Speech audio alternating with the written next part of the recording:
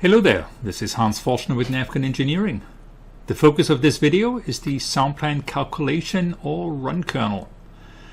The SoundPLAN Run Kernel is the modeling engine.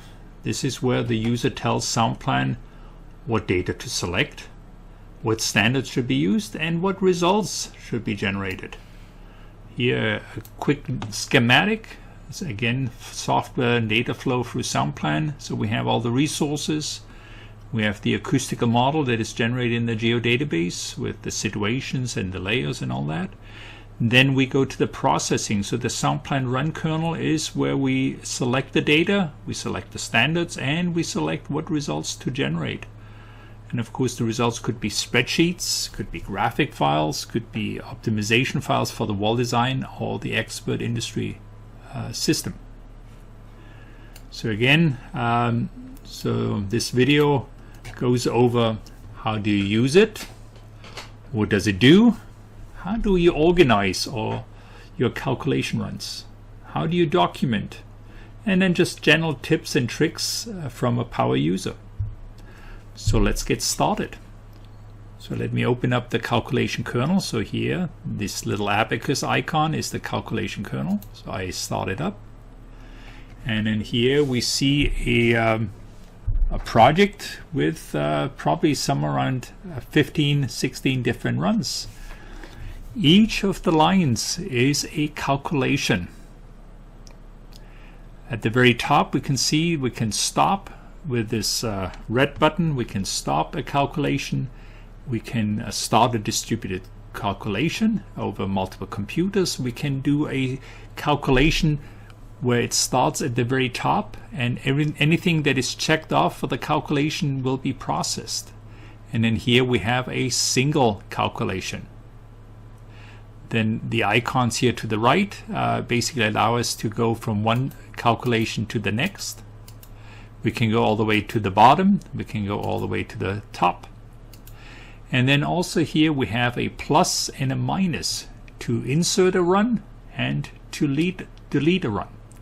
And then here also we can edit the run, which basically means we open up the property window of that run. All right, so let's do that. So I go to one of these calculations, and you can basically just double click on that line, or we can click on that icon, edit run, does the same thing. We double click on that line and the program automatically opens up a run command editor. If you start a completely new calculation, none of these tabs are available. Basically just shows the general and the description. After we select the calculation type, outdoor, indoor, aircraft, and then whatever detail type, a single point, grid map, and so on, the program will automatically develop or set up all the additional tabs that are required to define the calculation. So let me, so here this is again for one of these calculations. Then here again we can kind of go through the runs by down here with next run, previous run, last run. So here we can basically add and move up and down. We can also add or insert a run wherever we are. And then again here it copied everything from the last one. So in this case would be a mesh noise map. But whatever previous run, it would have copied that. So I'll cancel out of that, and let's open that run up and kind of go over these settings. All right, so let's say this is a default run. So here we would see a general and a description. The description is again for documenting what this run is about. So that's ideally you want to define that. The general is kind of where we do a principal selection or entering different parameters. So the first one is the run name. This run name is important because any result files or graphic files will use that run name to define in a few words what is the basis of this calculation.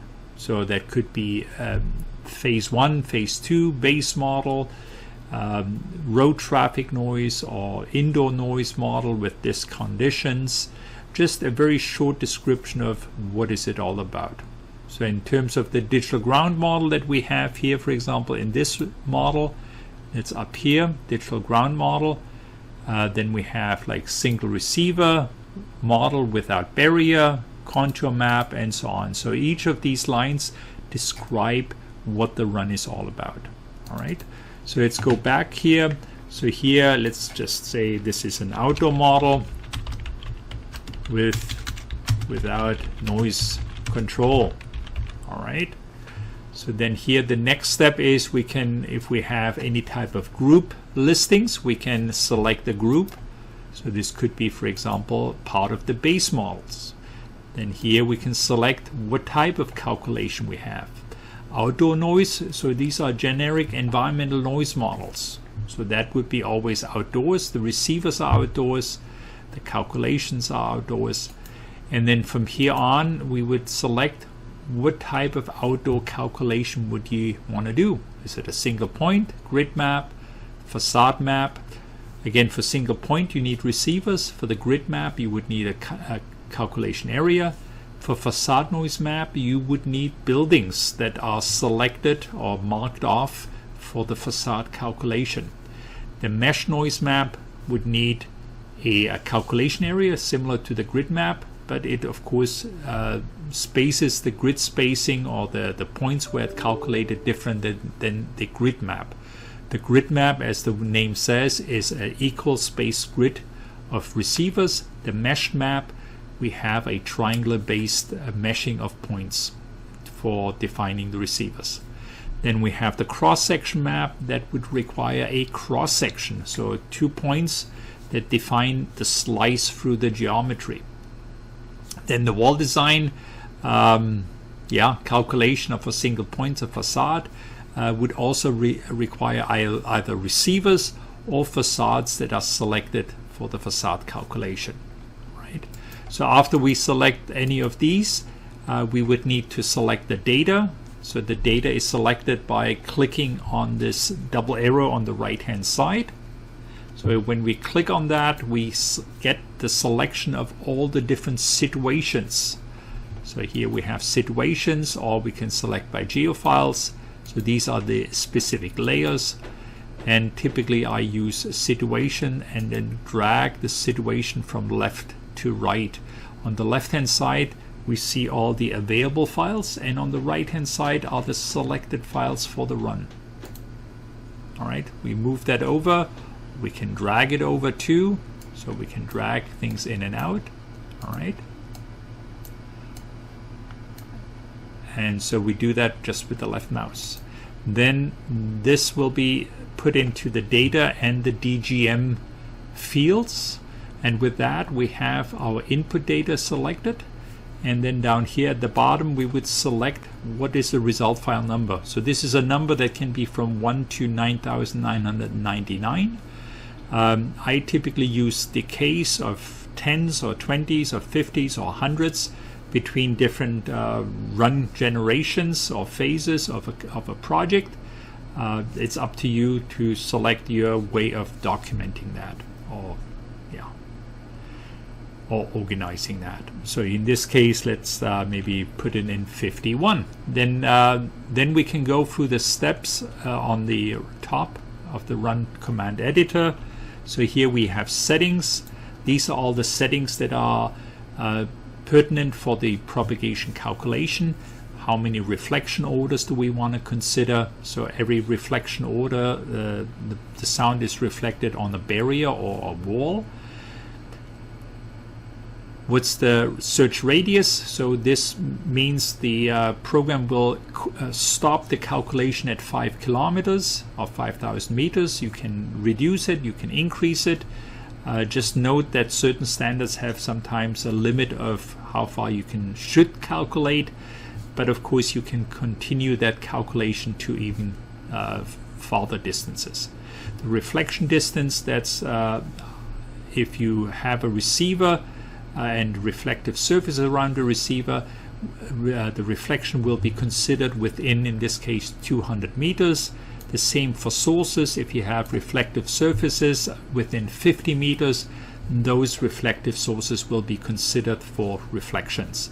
The allowed tolerance is basically a pre-selection, so the program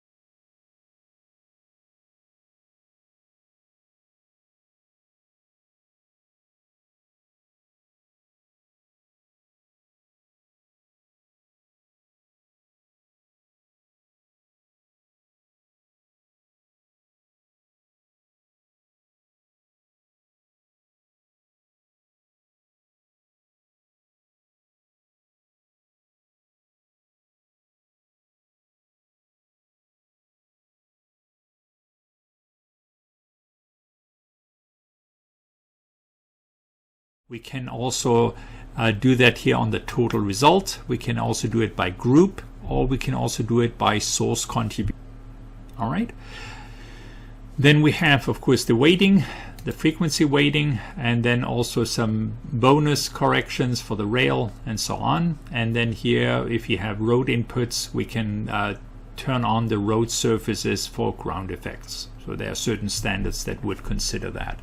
Under standards, we have the standards that are active for the current calculation, and then next to each standard is a setup wheel or setup icon. So here we can make the changes in terms of the diffraction, the dissection, environmental parameters, and other parameters that are related to the standard.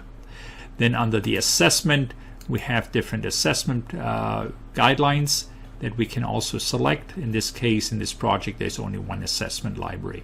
So if you change that, we can open up the library here. So grid map calculation. So because this is a grid calculation, we will see just the specific grid parameter right here under the tab grid maps. And here I want to note that we can also, beside the overall predicted levels, we can also group the results.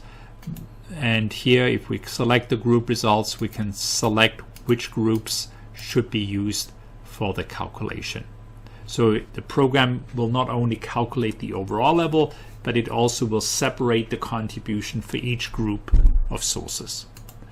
Now, if you don't use the groups, so here with group, the allowed tolerance is based on the groups here in this case, so that is okay. And if you don't want to use the groups, you can also use the frequencies. So in this case, the program would save away the total predicted level, and then also the spectral, so in this case, octave band spectral information from 63 Hertz to 8 kilohertz. Then I want a statistic. There are certain statistic calculation that we can do too. This is especially important for European noise directive calculation to ensure that you have enough statistical or the detail of your grid calculation is good enough. So is the grid spacing small enough for the calculation, and how many, what's the variation that you may get between a more detailed calculation with finer or higher number of reflections, or with the very fine tolerance or the small allowable tolerance. And you can see if you can change that to increase the speed for the calculation. And finally, there's a description, and then the description we can define what is the run grid calculation, etc., etc., etc. All right. So let me click OK here, and we can look at this map here some more, the calculations here. Maybe one thing, when we click on the top of this header, for example, on results, the program will automatically sort the results by the numbers. So with that, you can basically organize your run file by the result numbering. But then there are other ways of organizing the data or organizing the runs, and that could be done up here on the filter. So here we have filter options, and with the filter options, let me just do a few things here. So here we have different options. In one filter, for example, we could call out a certain text. So we just say we want the text map here, so it shows all the text that have map will be showing up. We can also select by calculation, so which one is either no or yes. So that is the check mark, so that is yes. So this check mark here defines that this is calculated. With no, this is unchecked. All right. Then we have by group, and group I define certain groups here in this calculation on this run kernel. So there's a base model. So here we have all the base model calculation. Then we have model with noise control, and here we have detailed analysis. So this could be very helpful as you do multiple phases of a project to group those phases. And then if you have changes, you can select the runs that may need to be rerun because certain things are changing, right? But then you can also do different filter by calculation type. So here you have the different types of calculations that are in this run kernel. So here's all the contour maps or grid maps. Here are all the mesh maps. Here are all the cross-section maps. All right. So let me turn off the filter again. So we have basically everything selected. And let me discuss some of the tabs that we see here. So with the tabs that you see at the bottom of the screen, first of all, we see the run info information. So this is defining if something is already calculated, when was it calculated, how long did it take, and what are the parameters in terms of the calculation standards, and what input data was calculated. So this is, for example, a run that was done on June 24th. It was started or last edited, and it was finished around 10:03. Right, so this is some of the information that's in this logbook. Then we have a description. So this is the run description. So we have some information of what this run is all about. And then we have a logbook, and the logbook is basically just a log of the different steps the program did to process this run. So loading the files, creating the different result tables, creating, in this case, receiver results, and when it was finished and when it was started. All right.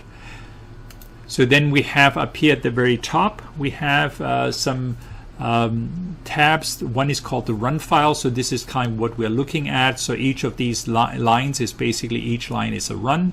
Then we have a logbook. So this is the general logbook for the entire project. And here basically is a copy of all the runs and what kind of logs were generated here, right? And then finally there is a graphic tab here. So this graphic tab basically allows us to, if we go to a certain run, we can go, for example, to a certain contour map. We can click on graphics, and then it loads the information, and then here we can load the grid results. So in this case, this is a run that is already completed, and then we can click on this and it reloads that grid results. Now in this case, this is a grid result that also saved the spectral information. So here we can see a whole list of different information. So we can click on any frequency and it automatically updates the contour map. It updates or auto scales the color scale, and then with that we can see what is the noise levels for these different frequencies, right? Now what you can also see is the ground elevation plot. So this is a ground elevation view. So here we can see the lower areas and the higher areas in terms of the topography. And then we also can see the grid point type. So the grid point type up here in the top, that shows us which point was actually calculated and which point was interpolated. So the interpolation in terms of the grid calculation works in the basic concept. Wherever the sound field is very homogeneous, it interpolates at a maximum. So in this case, it could be out of a grid of 9 by 9 points. It calculates 5 points and it interpolates 76 points, right? In the worst case, where you have a sound field that is very active due to a shielding effect, due to the source distance, so you're very close to the source, or due to a topography impact or barrier effects or shielding effects, where the decay rate is varies so much that the program calculates actually each individual point. So this is kind of what we have. So close to the source here, due to the barriers and also the topography, which is fairly complex, the program actually calculates each individual point here, right? And so each of these lighter red dots or squares are calculated, and the darker ones are interpolated. All right, so let's go back to the LEQ day. All right, so here's the LEQ day. Now here we can go to any point, and we can also just click with the right mouse, and we get the value for every point on the graphic. All right. All right, so let's go back in terms of a single receiver. If we have a single receiver result, we can also go back to the graphics, and it shows the receiver points. And then here we can also take a look at, but that's basically the process here that we have. We can right click on a receiver, so probability levels are just very, very low. All right. All right, so let's talk about a few other things here in terms of the view, the very top. Here, one thing I like to do if I work on multiple projects and I run something overnight, I sometimes select the runs from different projects and I run them in basically from the run kernel of one project. So I have one project that's the main project, and I'll just pull in the calculations from another project. So that's kind of what this function is, add run files from another project. All right. Then we have on the edit, so here we have the run properties. So this basically just opens up the run properties of wherever my cursor is. All right. Then here we can import result files. So if you have result files that you're getting from someone, you can load that result file and the program will generate the run properties automatically out of the run file. So every run, the program saves away all the parameter settings in terms of standards. So if you have the same, like a run from another consultant that is also using SoundPLAN with the same version, or you have it from your colleague, you can load that result and the program will generate or import that result file and generate all the parameter settings that were used there. Then here we can set all the calculation to yes, and with that everything will be marked off to be calculated. And then we can of course turn them all off again too, right? Okay. Now another thing I want to show in terms of turning on and off, this check mark here, if we have a check mark, we can apply that, in this case unchecked field, and we can apply that to multiple fields below that, right?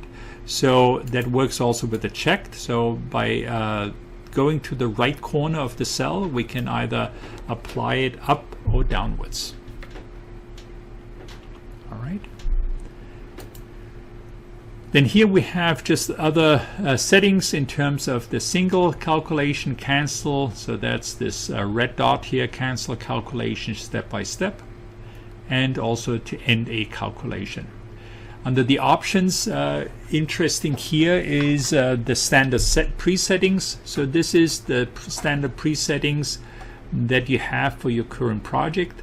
So here you can select what will be the standard assessment, the standard road, rail, industry, or parking lot assessment, wind turbine, or aircraft noise model standard. All right. You can at this level also change that in the global settings. All right. Now with each of those standards, you can also set whatever are the defaults in terms of the environment, temperature, humidity, or dissections, and so on and so on. All right. Now here we can also have the presetting for the calculation parameters. So this is about the parameters in terms of single points. For example, single points, how many reflections do you want to consider, and what type of results do you want to save automatically. So these are again the default of presets for the calculations. So here facade, you could do, for example, how many reflections, and then also what type of receivers you want. And for example, I want receivers every 5 meters on the facade. All right. Same for grid noise map. What's the reflection order? Maybe here we go to a smaller reflection order, and maybe the default grid spacing of 10 meters per second, 10 meters spacing between the grid receivers, and then down here the grid interpolation. All right, so let me close this, and then we have the calculation settings. So these are the calculation settings in terms of aborting or stopping a calculation if you have certain number of exceptions. So these are sometimes 10, that's like the defaults. You can also say whenever I have one exceptions, please stop the calculation. And then also, do you want to save the runs before you start the calculation? So whatever settings you have, it will be saved before it starts. There is a waiting loop with every calculation, and the default is 5 seconds. And then here we have the default of how many CPUs you want to consider in the calculation. On my desktop, I like to have enough processing power to do other things when something runs in the background. So here, instead of 8 threads, 8 allowable logical CPUs that I have, I only have SoundPLAN use 5 CPUs. Down here there's other options, especially for the indoor calculation with OpenCL. That is not really working for me, but basically you can turn on the OpenCL if you have a graphic driver or graphic card that supports that. All right. There's also setting for distributed computing. So here you can set up your distributed computing settings. Where are the files stored in which folder, and then also what are the client sockets and the socket server. I will not go into more detail here on this at this point. Now under the view, here there's statistics I have typically turned on, and I typically don't display the ground effects. That's something you can do. I typically deactivate that after maybe the first one. The ground effects is sometimes good to do on the very first time, just to ensure that you have the ground definition that you thought you have in the model. You can also do that for the effective flow resistivity with Node 2000 or TNM, and display that. All right. So here as an example, let me run one of these calculations. So I'll go to this contour map right here. I'll do a single run. So I'll click on this start single calculation up here, and then I go to my graphic option. I click OK. So that's my 5 seconds. And then here the first thing it does, it shows the elevation. That looks okay. So we can continue. And then here on the right hand side you see a statistics. So we have the total number of points, 28,000, how many are calculated, how many are interpolated, and here we see the estimated calculation time. The calculation time, of course, always depends on how many points have been calculated, and basically the program always assumes that the rest of the points cannot be calculated, so most of the time the total time goes down over as you progress in the calculation. So this is a good thing to have at the beginning, to just have an idea of kind of how long may it take. Maybe few more things in terms of copying and pasting. So if you right click on this run file editor, we can get into the run properties. We can start the calculation, we can copy, and then of course paste in the new row, but we can also do copy and paste in new row. So if you have a run that is highlighted, or multiple runs that are highlighted, so let's say these 4 runs that are highlighted, I can right click and do a copy and paste in new row. The program will automatically create an identical copy with these files, or these run files, right? And it automatically will use the next available numbers. So right now it's 21 through 24. So if I click copy in new row, it will create 25 through 28. That doesn't quite fit with my labeling that I have. So if I had something like this here, I probably would go and say this is 61, 62, 63, and 64, right? And then reset that, and now I have these 4 new runs here at the end of the calculation, right? Okay. And now I can make the changes to whatever other model or calculation that I want to do. New calculations can be not only that you have new geometry, new sources. A new calculation could be also that you have a different environmental parameters that you're selecting. For example, you're in a desert climate, you have some sources, and there is a huge variation in temperature between hot summer day, where you may get temperatures of, I don't know, 35, 40 degrees, and then maybe nighttime temperatures where the temperature may drop to freezing, maybe 5 degrees, and where the humidity is much higher. And so these 2 extremes could be something that you could run in 2 different runs, right? Or single point, gridments, and so on, just to visualize what is the variation that we are getting through temperature variations. All right. Again, I very much encourage people to document their runs. You never know when you have to get back to the project. It may be in a couple weeks, months, sometimes years, or that you have to share a project with your colleague, or you have a third-party review. And being able to go back and actually read what is the difference between this run and this run is very valuable. And thank you for listening.